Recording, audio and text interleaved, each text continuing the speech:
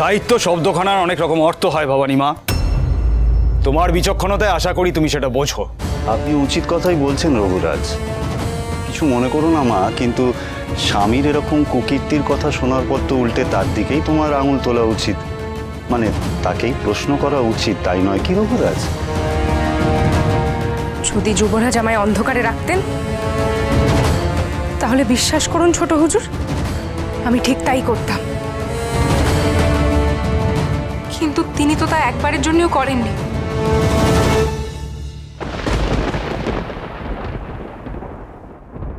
আমি চিনি এনাকে, ইনি পুটি দিদি।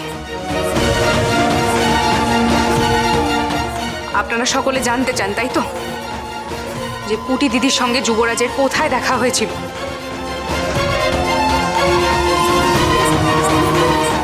দুজনের মধ্যে কি শর্ত ঠিক হয়েছিল? আমি সবার জ্ঞাতার্থে বলতে চাই,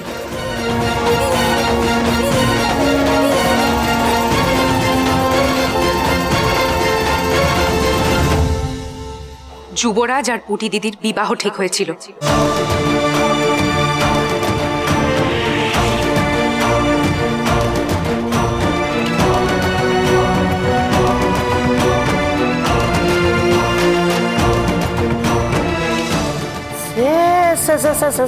মাগুমা কি কথা শুনতে আছি?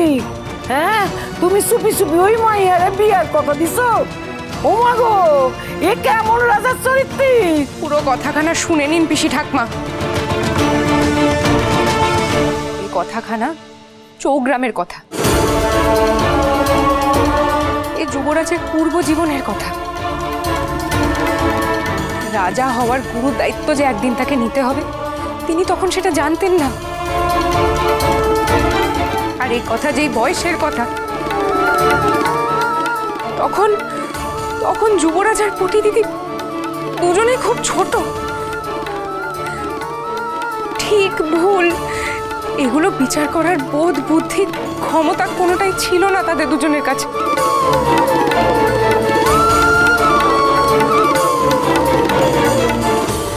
মাতু, আগে রাজমাতা তুই যা তো, বড় বউকে ডেকে নিয়ে আয় তো অন্দর থেকে। জি আগে।